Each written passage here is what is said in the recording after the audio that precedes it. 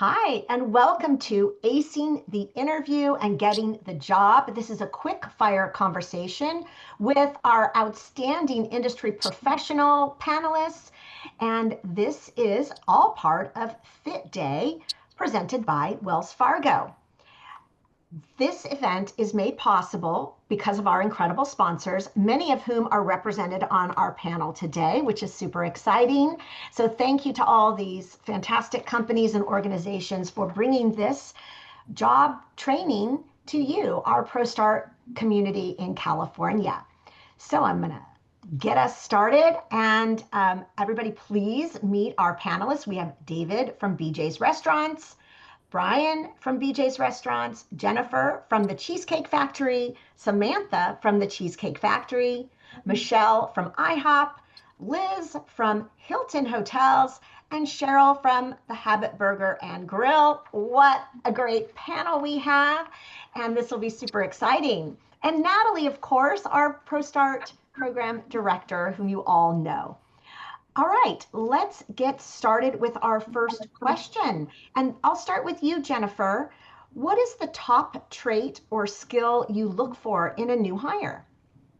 I look for authenticity in their answers and how they're able to put a positive spin on some challenging questions. That's great. Authenticity. Yeah, so kind of not being afraid to show your personality and be who you are. Correct. Fantastic. Great, thank you. All right, and now, Michelle, I think you would like to answer that question as well. What top trait or skill do you look for in a new hire? Yeah, for front of house roles at IHOP, we look for people with a great personality. That's probably the number one key trait that we look for. So someone who's really authentic, they smile, they have the ability to connect with the guests to deliver amazing eye hospitality. And for back of the house roles, we look for people who can work very quickly, communicate clearly, and that they're a strong team player. Love it. So that's twice we've heard authenticity, and I think personality coming through with those traits too. Great, thank you both for those great answers. All right, we're going to jump to number 2. This question is, I think, quite important because you can learn from other people's experiences. The question I'll direct first to Samantha is, what's the worst interview mistake you've seen? I think mostly would be job appearance. So when you show up for the job interview, you want to show up like you are going to get that job. So if it's your attire, you're well groomed, you show up on time, and if not, a few minutes beforehand, just to prepare for, any challenges that you may have that morning or afternoon when going for your interview. Yeah, being prepared and dressing for the job you want, right? Yes. Always important. Fantastic. And do you mostly do interviews in person or by Zoom, for example? Have you seen any things that are red flags when it comes to a Zoom? Yeah, so with Zoom, I think be mindful of the surroundings. So if you have a blurred background or any distractions in the background, any background noise, you want to try to, minimize any potential extra background.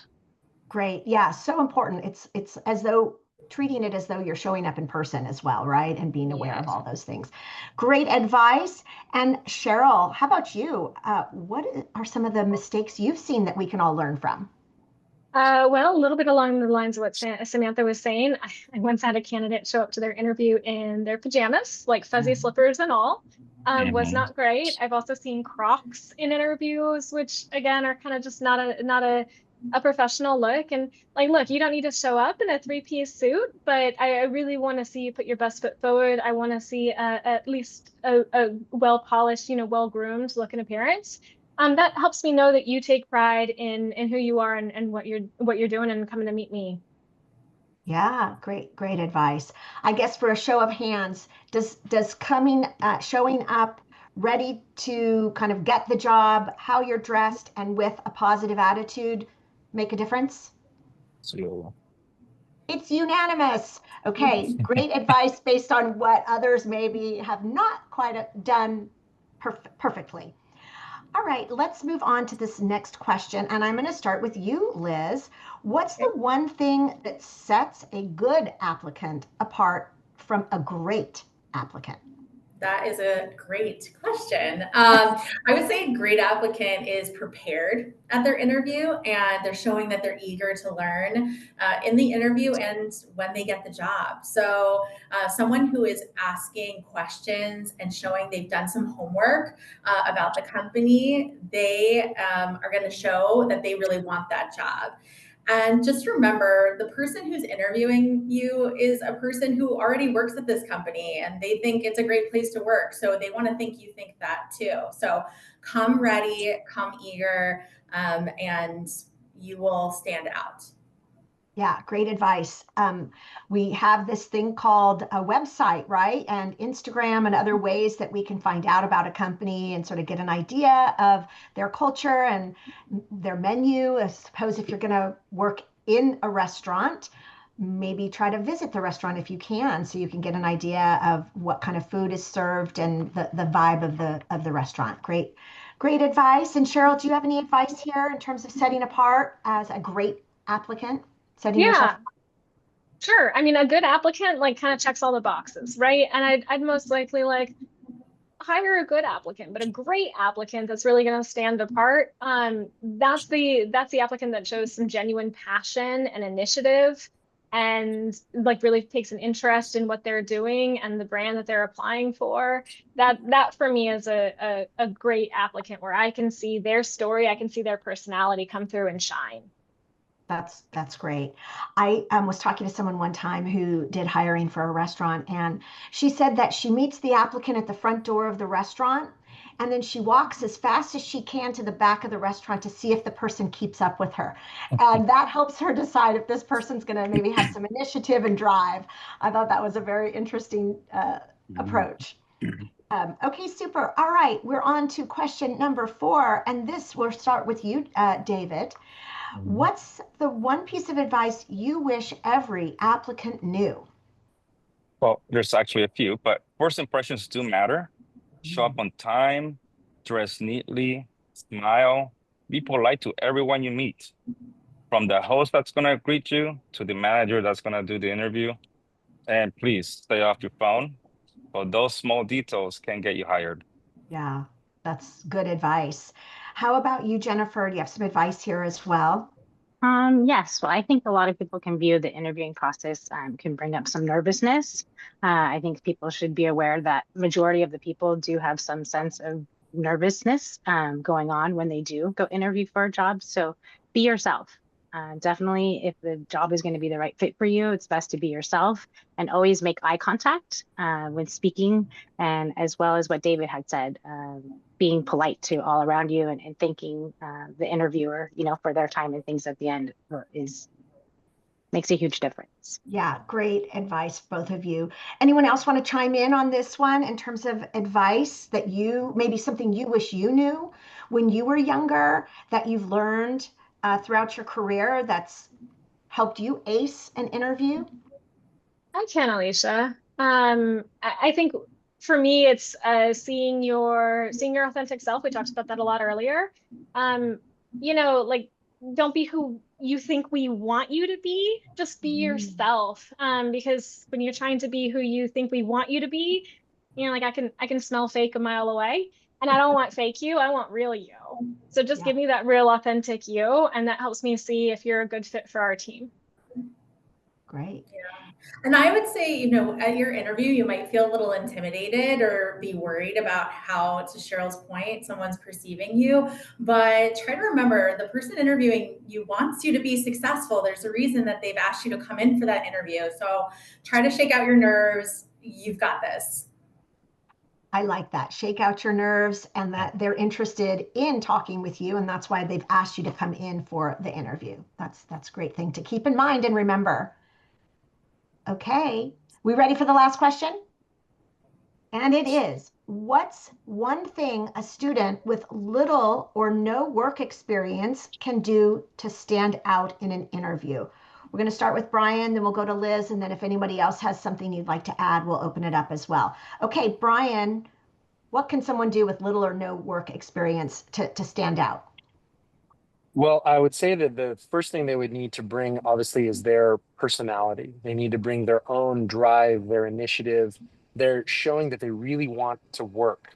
Any job, we can teach you the skills necessary to do that job, but the applicant has to bring their personality and show that through the interview.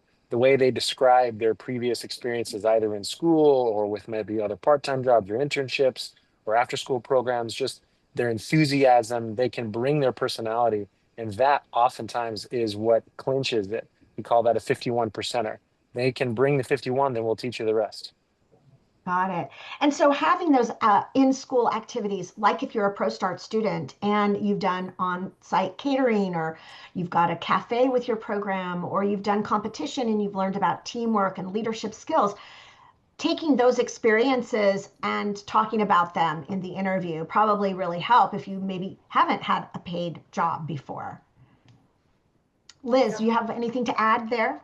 Yes, well, and to your point, don't underestimate the experience you already have, right? And I think I'm making this unanimous, and I thought maybe it would be unique, but apparently not. I mean, you might not have much work experience, but you've been yourself your whole life. So be that person, be authentic, be you. Great. Anybody else have any like ideas for our ProStart students who have perhaps not had a paying job yet, what they can talk about and demonstrate? Great, Samantha. Yes. In high school, I took a regional occupational program for ServSafe, and I still today use that ServSafe certificate, and I'm also a proctor.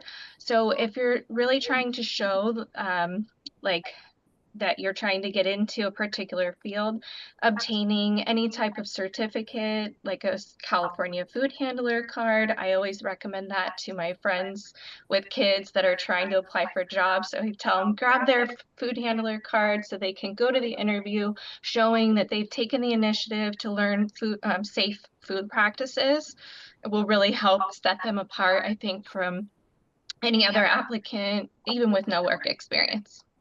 Great advice. That's right. The food handler, or if you have ServSafe Manager, and a lot of times ProStart students are taught this in their program. So that's a natural thing to bring. I love that.